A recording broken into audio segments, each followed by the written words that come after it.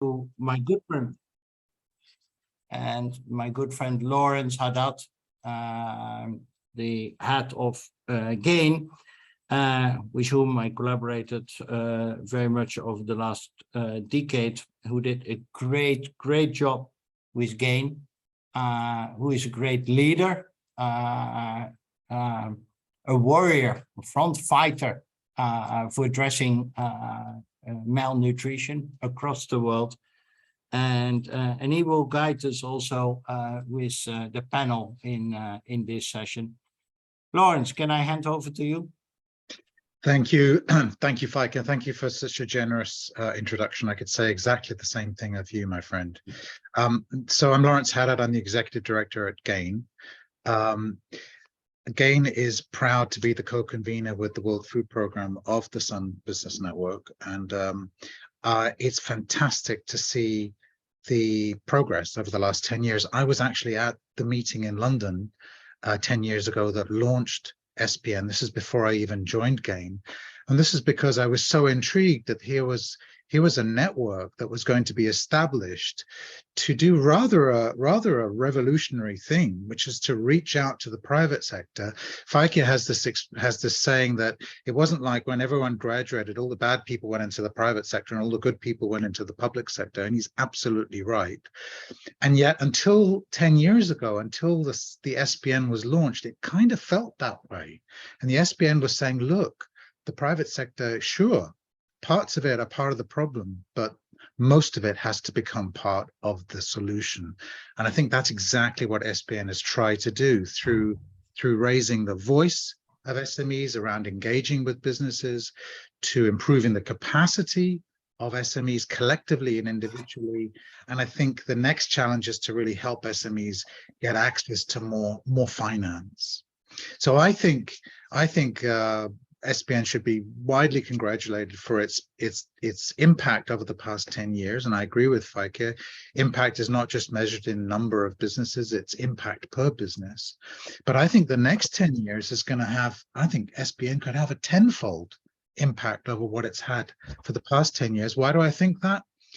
All stakeholders, governments, donors, foundations, they're all looking to figure out how can we work with the private sector smarter and better and more effectively. SBN has the answers. All stakeholders trying to figure out how do we work in food systems properly. SBN has a lot of experience because most of its members are in the food system. And third, we're increasingly realizing that silos have no place in the 21st century. We work on food systems so we can improve climate and environment and hunger and resilience and jobs and nutrition. And businesses also think that way. They think about all sorts of things. They don't just think about nutrition. They think about a wide range of issues. So I think SBN's has accomplished a lot in the last 10 years, but its best days are well ahead of it. We've got a fantastic panel for you today. We're joined by, let me introduce the two panelists. We're joined by distinguished panelist Charles Opio. Charles is the SBN Kenya coordinator, and Kenya officially launched its business network in 2014. And we also have Lily Musaya, and Lily is the SBN coordinator for Malawi. And Malawi officially launched its business network in 2019. So in addition to Charles and Lily, we have two SBN members. So these are representatives of SMEs or businesses who are members of SBN. We have Mrs. Shea Wickramasinghe. She is the managing director for Ceylon Biscuit Limited, which is an SBN member in Sri Lanka, and CBL is a food conglomerate that works with different partners to process nutritious foods. She serves as one of SBN's network representatives on the Sun ExCom, the executive committee. And then we have Mr. Suleiman Anwar, and Suleiman is the chief strategy officer at Shazde Fruits Limited, which is an SBN member from Pakistan. And Shazde works with hundreds of local farming families to ensure that quality produce is processed into a portfolio of safe, nutritious, and desirable foods for local consumers. So let me kick off welcome the four of you. Let me kick off with Charles. Charles, a couple of questions for you. First, and please keep your answers as brief as possible. Charles, how have you utilized the network to promote private sector participation in supporting Kenya's malnutrition reduction priorities, number one? And if you could, so that's the general question, and if you could give us one key achievement in the Kenya country's network that has helped the government to realize the potential and scale up private sector. Over to you, Charles. Thank you so much, Lawrence, and happy anniversary to all SBN family. Thank you. Our network in Kenya, as the Sun Business Network, has actually grown exponentially in terms of what we are doing, and I think that really goes by the way GAIN and ourselves have been able to profile the network to address malnutrition by way of doing a couple of things. One, you'll notice that we've developed what I would call a cutting-edge package in terms of technical assistance for our SMEs to be able really to better prepare them to deliver nutrition. One, you understand that the issue has always been around them understanding the nutritional value of the kind of products and the innovations that they bring. So we've trained them, we've been able to kind of expose them to what government is especially set up in terms of standards, looking at the food composition tables, understanding the nutrition value of what they are doing. And that really has given them a bit more confidence that beyond just making their margin, they are also contributing a lot more in terms of addressing or improving the nutritional outcomes in Kenya. So we've tried as much to really reposition private sector, especially the SMEs in Kenya, to be what I would call a very critical contributor to addressing nutrition, because for a very long time, I think when actors within the nutrition space are engaged, they have not always been part of the process, and really having really elevated them to a level where when policies are being discussed or there are frameworks like, we've had the Kenya Nutrition Action Plan conversations that really gives us the framework for nutrition work. We've made effort that SBN members are represented in those particular discussions, because clearly if you look at the key results areas that government is working towards, there is a lot more focus in terms of also the private sector role. And that is the kind of the lived experience that our SMEs are brought in very much clearly into the conversations. I think that has really repositioned our private sector colleagues to be a major game changer in addressing malnutrition in Kenya. In terms of one key achievement that really makes government to really take our SME work seriously, two things. One, we developed a strategy, which was one of the document that we thought initially that this would be just a network or maybe NGO sort of document. But then that document was adopted by government. And formally, if you look at it, it was signed off by the permanent secretary from the Ministry of Health, the Trade, Agriculture. And it was formally adopted to be a national document that the government would want to really refer to when it comes to private sector engagement. I think that was a missing piece. And therefore, I think when it comes to conversations around the private sector, you look at the document, it has very clear 5 pillars on how the SMEs are able to contribute to malnutrition. Finally, as I say, we've also gone now subnational. And to us, that is a game changer because Kenya has a devolved government, and therefore the creation of what we call the county level chapters really makes it so much to endear ourselves and our SMEs to the local government, so that whenever they are appropriating resources and planning in terms of their economic transformations and also nutrition outcomes, then our private sector colleagues are well prepared and more investable because we've already prepared them adequately to also play a role. So that's much of what we have done. That's great, Charles. Thank you. I really like the fact that the SBN has been able to take the government into the subnational level and see the realities on the ground away from the capital. And I like the way that your example shows that many governments want to do more with the private sector, but they don't quite know what to do. And I think the SBN has helped by talking to the members and in bringing the members into engagement with the government. It helps outline, here are 5 areas where I think in Kenya, we might be able to do some good work together. So thank you for those examples. Lily, let me turn to you. Two questions for you as well. What's been the major challenge as a nutrition-focused network in Malawi, and how are you trying to overcome it? And then the second question is, how are you ensuring that gender and youth are included in your work to scale up nutrition in the country through the SBN? Over to you, Lily. Thank you, Lawrence. So as one of the key challenges, one of the issues that has been a key challenge, I think it came about considering that we have a very large and diverse membership. As you said in your introduction, over 100 members, going close to 200 now. And our membership consists of, micro, small, medium, and big, like corporate companies, and some are in the food industry, like food sector, some in non-food as well. And so on top of that, they spread nationally across the country, in urban places, but also rural places. And so you can see that they're very diverse. Initially, keeping them all engaged, also with limited resources, was a challenge, considering that they all have different needs, as well as different entry points in how they can help to improve access to affordable, safe, and nutritious foods.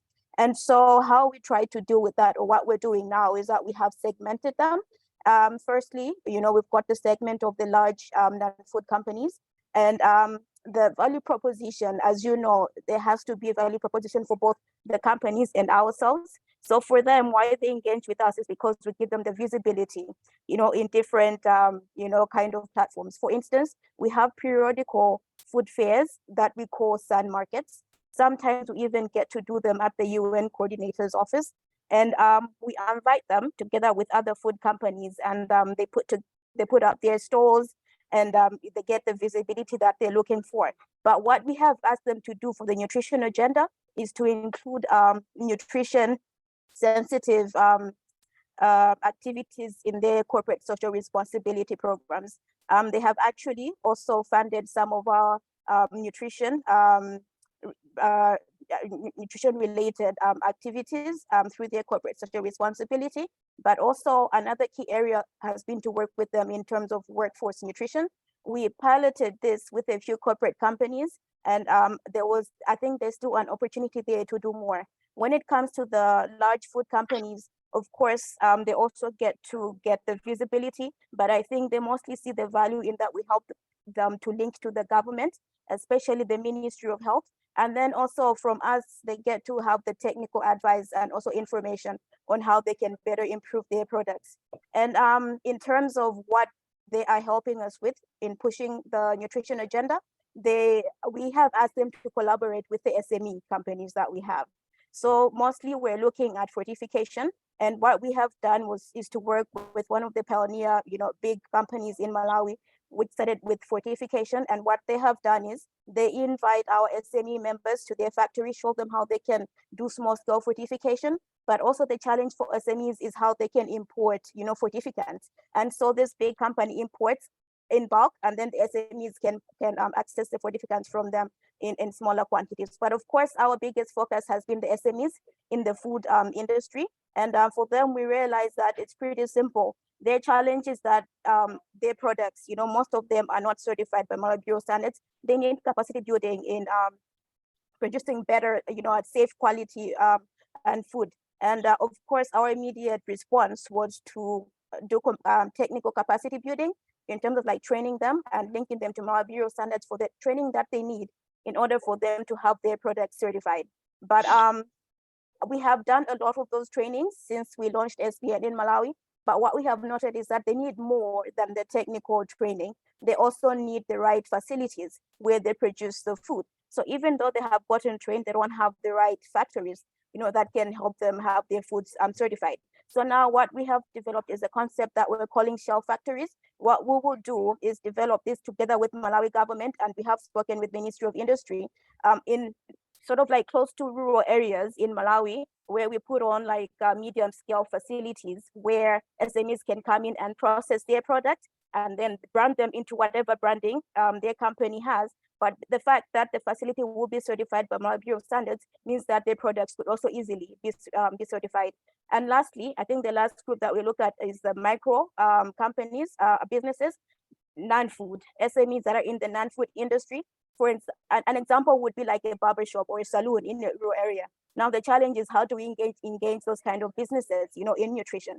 So what we have said is the most they can do is to put across nutritional messages. So we give them posters with nutritional messages that they can paste around their small shops so that people can see them. Going towards your last question on gender and youth I'm going to have inclusion. to ask you to speed up, Lily, because we're running out of time.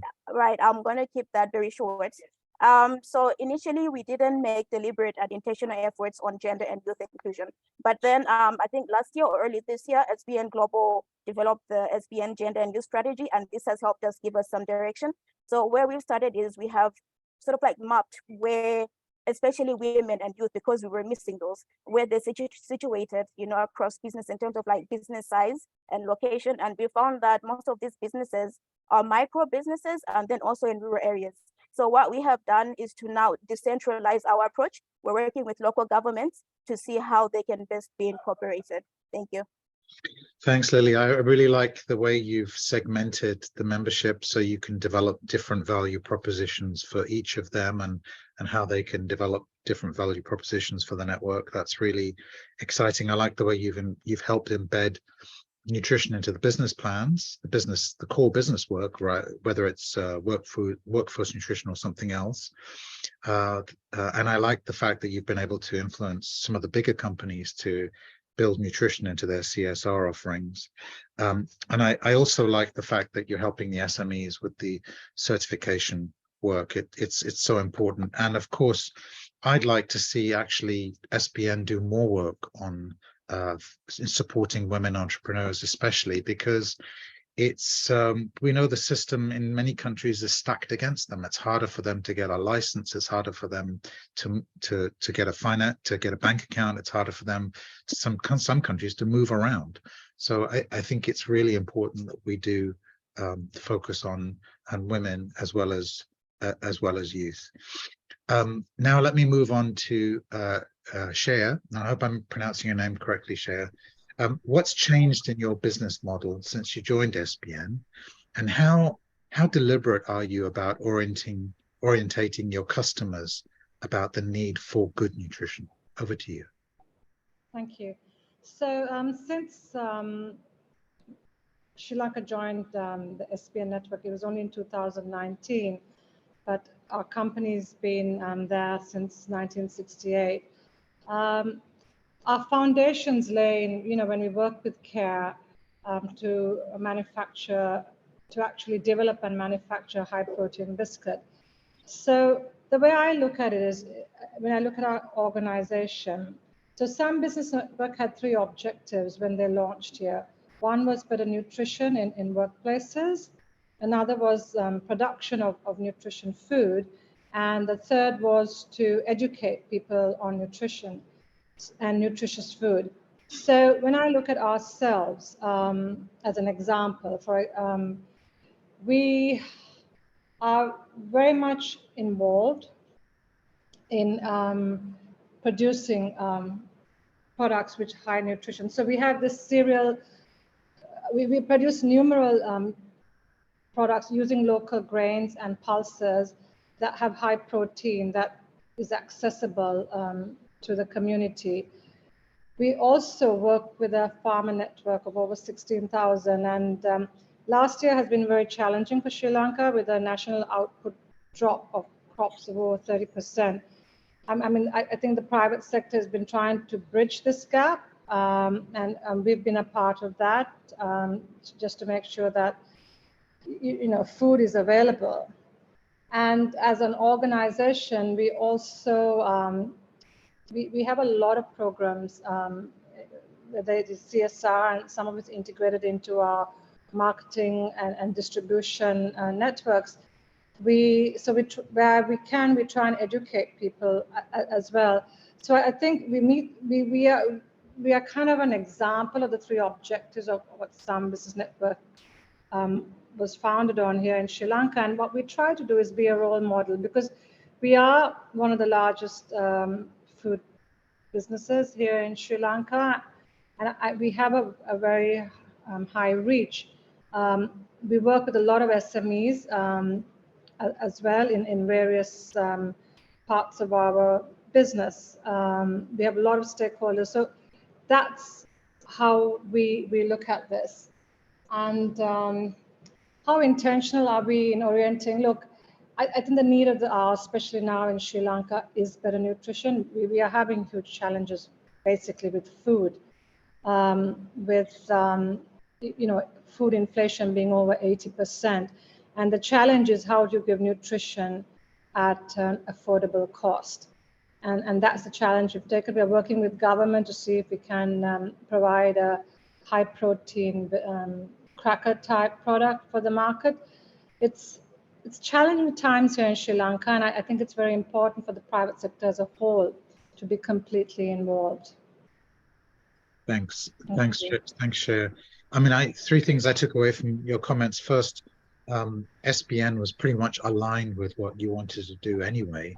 So that was a nice sort of meeting of the minds. Second, this idea of being a role model is so important, to be a leader in the sector, to set the norms about what is desirable and possible, and that's invaluable.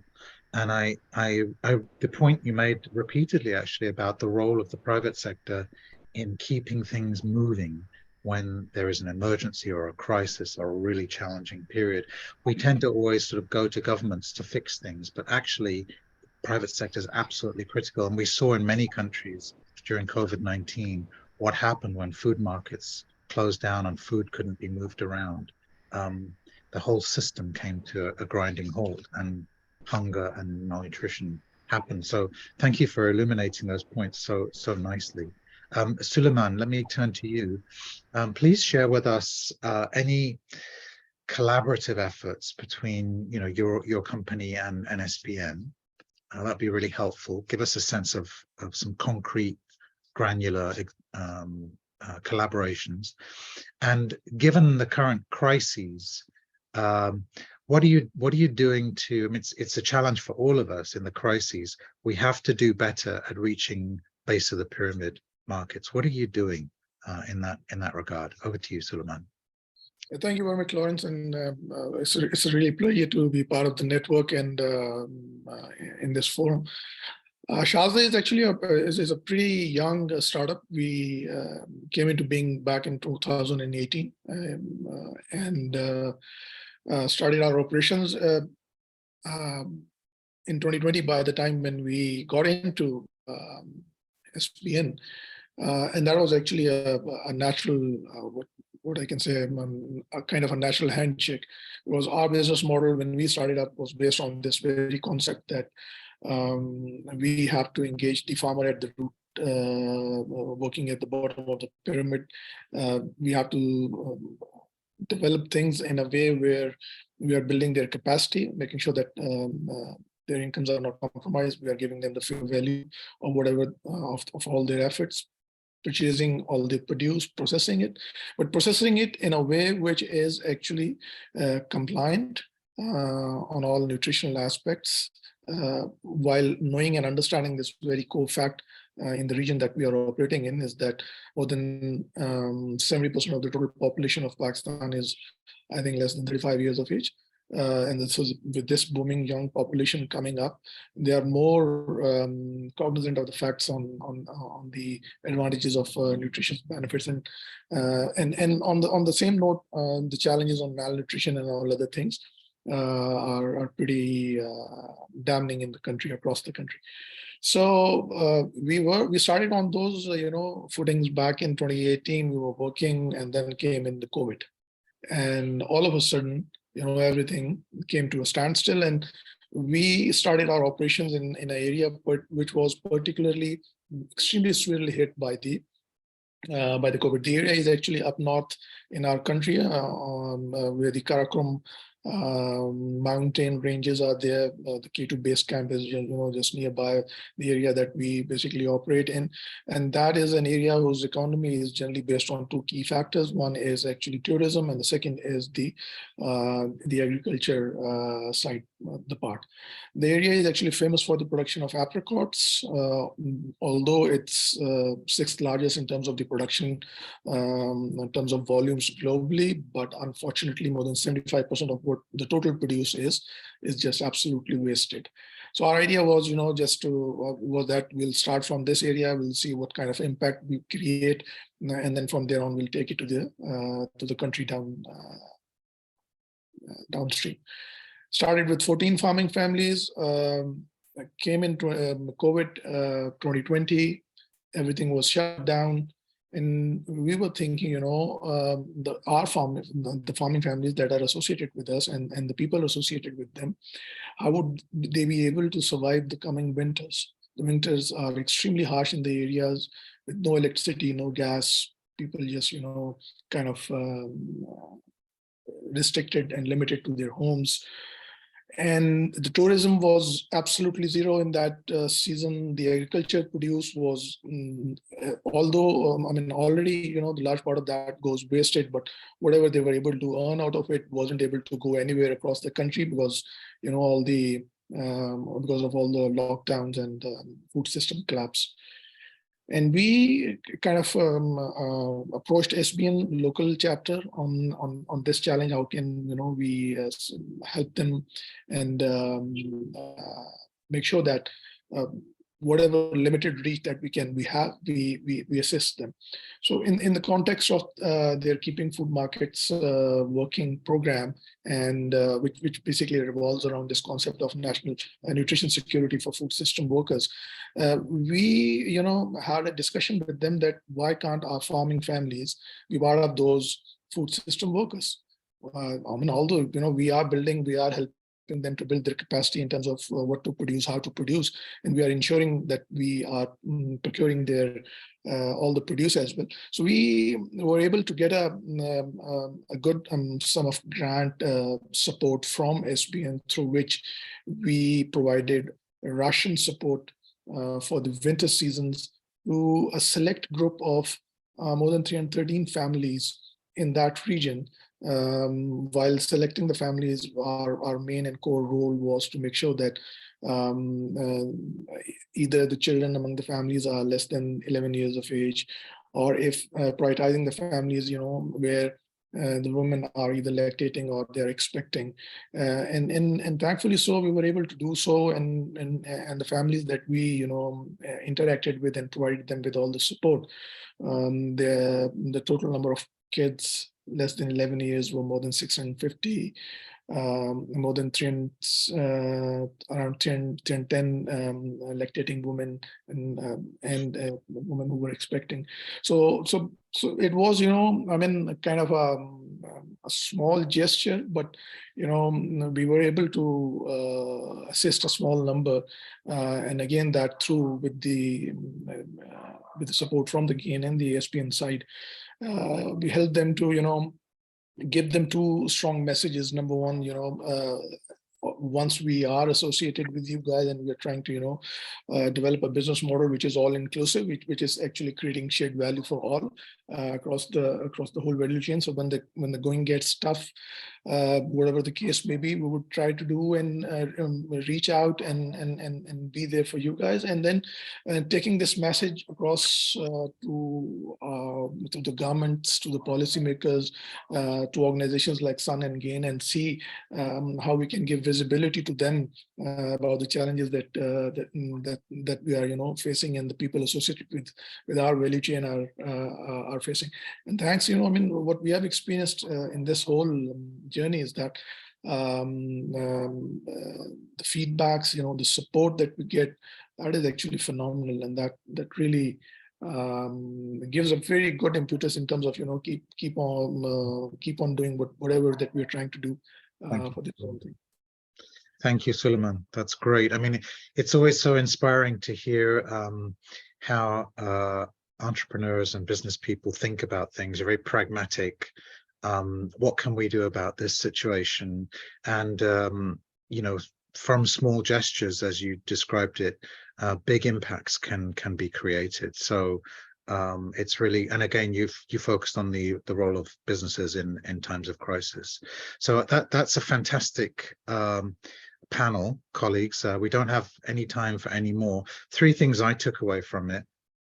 One, businesses, we often think of businesses as being at the front line of innovation, but they're also at the front line of stress. They are probably the first group that is going to feel any stress in the system, and anything we can do to make them more resilient and actually help them communicate that leading edge stress to policymakers is going to be really, really helpful.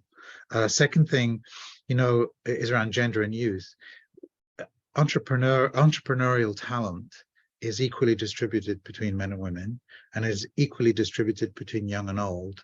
And yet, because of you know, biases, because of sometimes culture, sometimes just ignorance, a lot of women's entrepreneurial talent, a lot of youth's entrepreneurial talent is underexploited or under exposed or underdeveloped. And I think whatever SBN can do to surface that talent and nurture it, to superpower the whole of businesses, the whole of business for nutrition, is going to be really important in the future. And third is around, my third point is around scale. You know, it's all very well to say we've supported 200 businesses, and that's going to be important, because those businesses could be that they could set a trend for other businesses to eclipse. They could become bigger businesses 10 years down the road. But we also have to think about scale in terms of what are the norms that are being set? Is it possible to develop a business model that is commercially attractive and moves the needle on nutrition? Can some of the bigger companies be role models? Can SBN create a collective voice for SMEs and other businesses to engage with businesses? And can SBN not only help SMEs meet standards, can SBN help work with a collective of SMEs to help governments to articulate what those standards should be? So I think you know, the world is at the feet of SBN. The only way is you've spent 10 years building the brand and building the capacity, and it seems to be the next 10 years is all about unleashing that capacity and growing it even further. So we set up all these amazing virtuous cycles that are good for nutrition and good for business. Back to you, Feike. Thank you very much, Lawrence, and thank you very much, panel. And I quote Lawrence here: "The world is at the feet of SBN," and let's fulfill that. I quickly move over to Emily, and to give us now a further outlook to the future, SBN 3.0, the strategy. And Emily, we're a little bit behind, so if you can do it, well, you understand me. And then my pleasure. Look to the future, Emily. Great, thank you so much, Feike. And yes, I'll try to be quite brief, and then I will actually go directly to my colleague Maggie for a couple of points on our new gender strategy before we wrap up the presentation. So just a couple of key points here. This is actually our first ever Sun Business Network strategy that we've developed from a global level. And I think really one of the things that's important for us is that this strategy wasn't designed for global level stakeholders. It was designed to be used by countries as something that could be taken forward and adapted based on their national priorities. So we have 3 sort of main buckets I'll lay out here quickly. Our purpose of the Sun Business Network is to reduce malnutrition in all of its forms by mobilizing business to commit and invest in improved business practices for nutrition. We do this by bringing together the private sector, government, and others to implement joint practical actions that really can shape sustainable local food systems. And overall, our goal is improved business practices for nutrition, really maximizing the private sector contribution to safe, healthy, and affordable diets for all. Now, our 3 strategic priority areas, the first is around accelerating private sector investment by empowering business to become a long-term sustainable development partner in nutrition. The second is around strengthening accountability. So within our national mechanisms, we connect and support businesses to define and track their actions in nutrition. And the third is around an improved enabling environment. So helping governments to recognize and also enable the positive role of business from a policy perspective in reaching nutrition goals. Now, we have 5 cross-cutting areas within our strategy.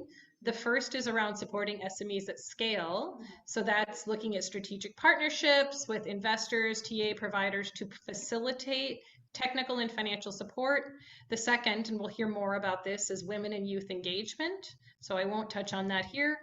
The third is around the enabling environment for SME investment. And a lot of the work we do in this space is helping to aggregate the voices of SMEs to articulate and advocate for improved policy and legislative environments. The fourth is around consumer awareness and demand. So that's working with the private sector and linking them to policymakers or policy and national communication campaigns to encourage and enable them to improve consumer knowledge, shape demand, and improve food labeling and marketing responsibly. And then the last one is around leveraging large businesses. We do have our Global Sun Business Network platform. So it's seeing how we can take advantage of the space that those businesses are working in to really push nutrition both within their business models and also provide technical assistance to SMEs working in that space. Maggie, I'm going to hand over to you very quickly to touch on these 2 slides, and then I'll wrap up the presentation. Yeah, thanks, Emily. So I want to talk about one of the cross-cutting themes that's around gender or women and youth empowerment. We, as SBN Global, we do have a strategy that has been written, and we're looking at 3 specific strategic objectives that are actually targeting the women and the youth. And these strategies are also to make us, to make the SBN membership and network to stretch a little bit more than we have done before. Our strategic objective 1 is to increase the participation of youth and women. We want to bring them on the table so that their voices are heard. They have unique priorities and unique challenges, and therefore they need to be part of the conversation. As we do this, because this is, we're bringing it at this time, issues around women and youth engagement, then we want to learn. And as we learn, because this is going to be implemented across different countries and contexts, then we have to make sure that we have very specific empowerment approaches and that are not tailor-made. So we are not looking at one size fits all. And so we'll have very different approaches specific to the different contexts and different countries.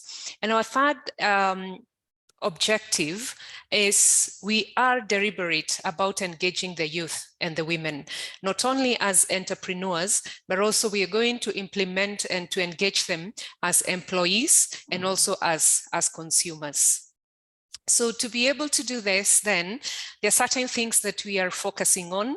Number 1, we understand there are some common challenges that cut across this unique group or this unique demographic. And so some of them we need to look at how do we mitigate against these measures. For example, if it is access to finance, if it is skilling, then there are those challenges that are common among the women and youth. However, then we need to listen to these 2 demographics. What do women want for them, and what do the youth, what are they saying? For example, women are saying they need to be involved in more networks so that they can be able to grow. Youth are saying that they want to have more skills. So we need to listen to them so that we are able to support and to give them very tailor-made and specific services. We can only do this through the national SBN networks, and it's 3-pronged. 1, it's going to be done by the SBN SBN members, and they're going to address the women and youth as both as entrepreneurs, but also as employees. Then we are looking at the SBN teams. There are specific things that they can do to empower the women and youth within the networks. And thirdly, we are going to use the partnerships. So we are also we are looking at diversifying and expanding the membership.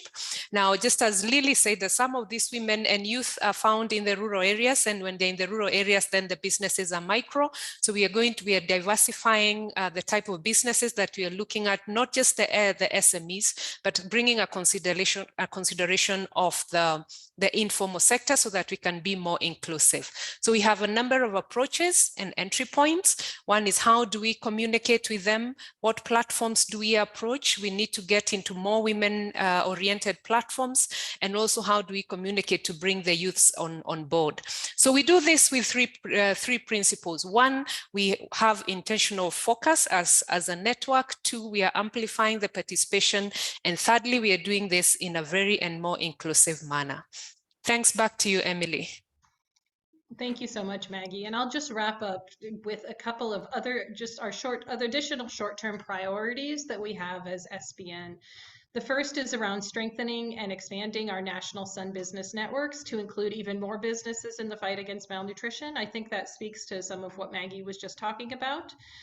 The second is around enhanced collaboration with Sun partners across countries, and that includes government, civil society, UN agencies, and other stakeholders that have a real role to play in nutrition and can work in a way that is complementary and collaborative with business. And then the third is around improved knowledge and learning exchange across national Sun business networks. While each of our contexts are very different, there are a lot of similarities and a lot of lessons that we can learn from each other, and we think that's very powerful. So thank you so much, and back to you, Feike. Thank you very much, Emily, and also Margaret. Very much appreciate the overview of the future and also the gender and youth element.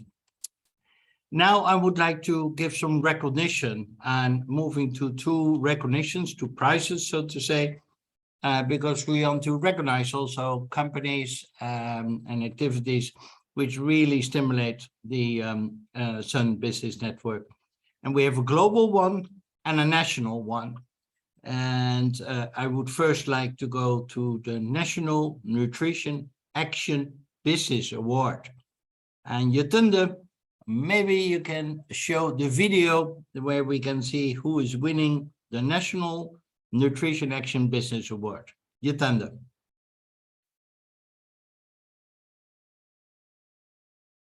Ta-da.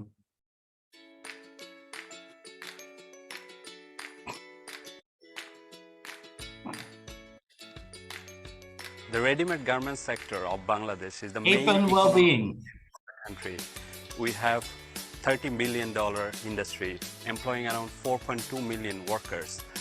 But often the workers' well-being is not regarded as the priority of the industry. My name is Saif Rashid. I'm the founder of Upon Wellbeing Limited. What we do is actually increase the real income of the worker through creating access to products and services they need.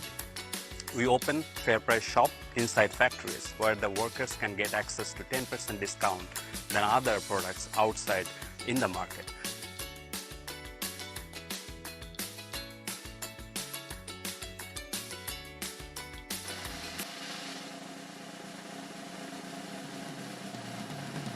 Yep.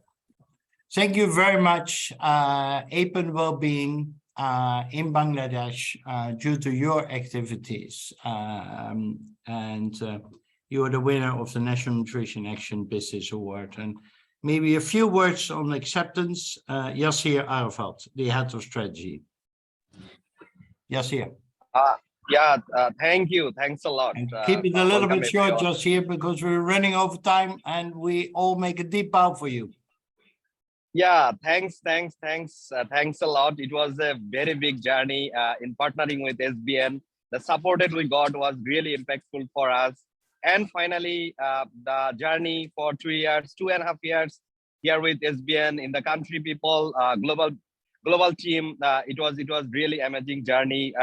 It not only like impacted our like the impact goal side by side, it helped us to increase our business goals.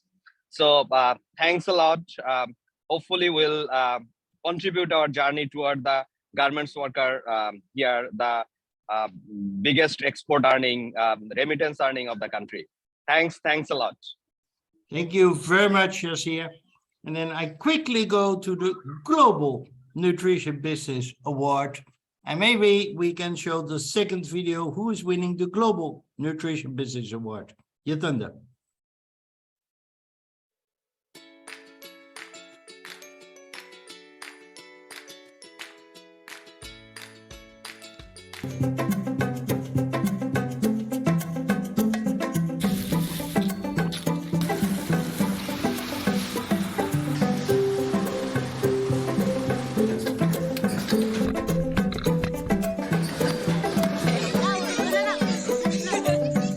Plumpy Field is a network of entrepreneurs based in developing countries. Launched by Nutriset in 2005, members develop nutritional solutions for treating and preventing malnutrition. More than 25 million children are taken care of by using products manufactured by Plumpy Field. Its goal? To make available all the products used in the countries where it is present to fight malnutrition.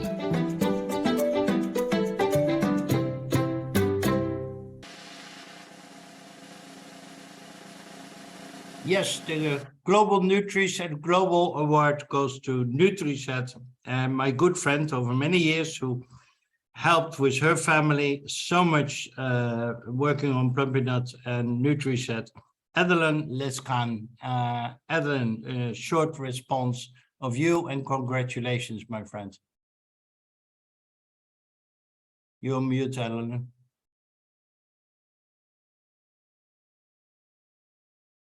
Ellen, can you take yourself off mute? Yes, sorry.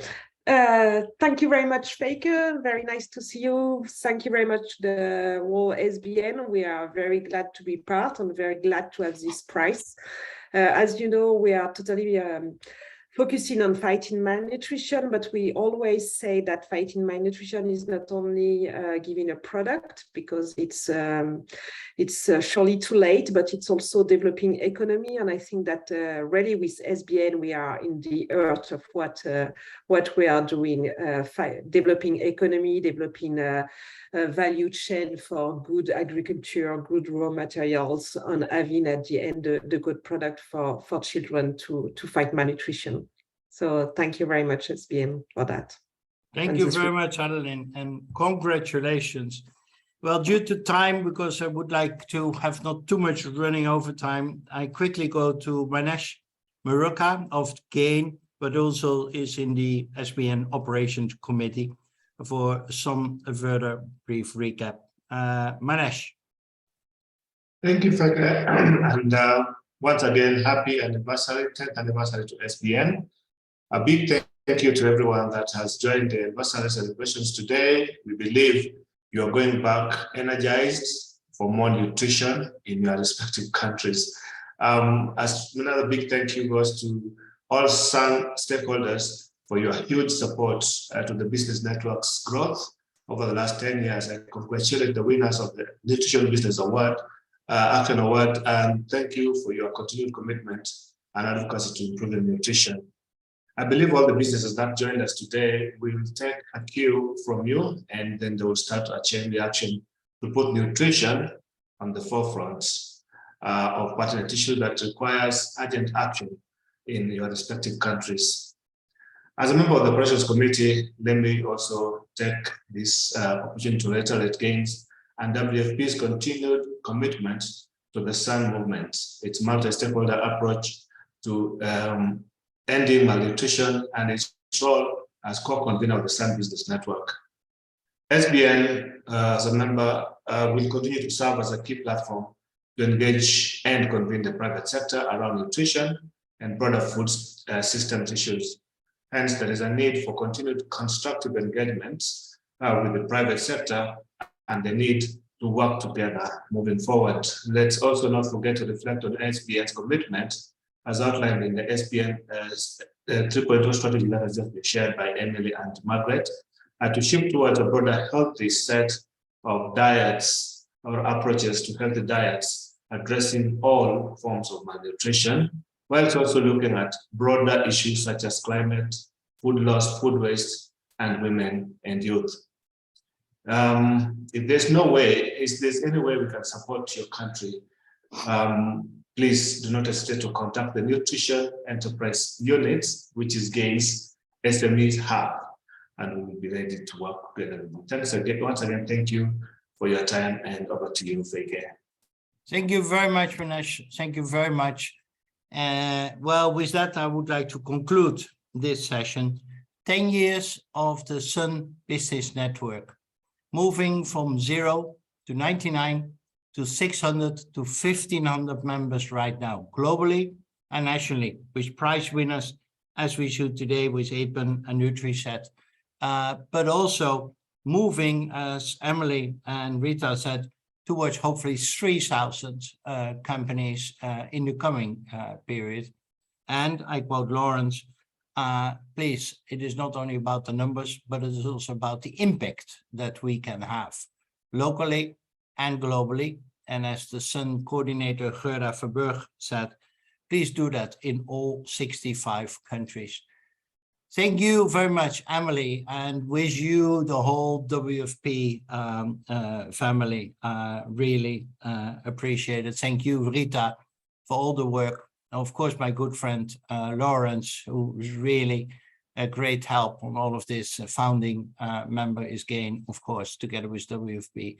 And thank you all in this call, because appreciate you commit your time today to SBN. Appreciate your work you do for SBN. And let's move together from here further, because let's not forget why we do all of this.